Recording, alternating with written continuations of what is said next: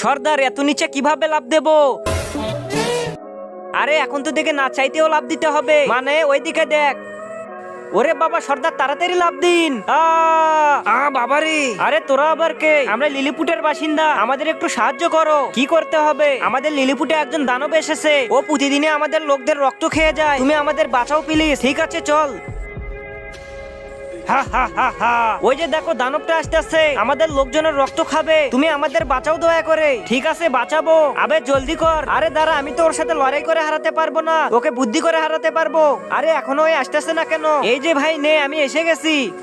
আরে তুই এগুলো কি মিশাচ্ছিস? বিষ মিশাচ্ছি। এই বিষ মিশানোর রক্ত খেয়ে রাক্ষসটি মারা যাবে। এখন তো তোকে খেয়ে ফেলবো পিসকে। দাঁড়া রাক্ষস, ছেড়ে দে ওকে। এই যে নে রক্ত, এগুলো খা। আরে বা রক্ত।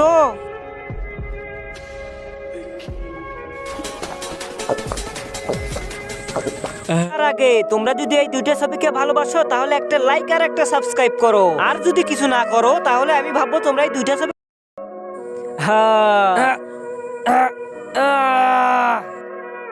ইয়ে দানব মারা গিয়েছে। ইয়ে, আরে দানব তো মারা গেছে। ইয়ে ইয়ে হুররে, দানব মারা গিয়েছে, দানব মারা গিয়েছে। আরে এটা কি হলো?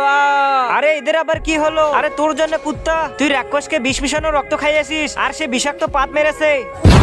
আরে পালা ভাই, তাড়াতাড়ি এখান থেকে পালা। আরে সালা দাঁড়া, আমাদের লোকদের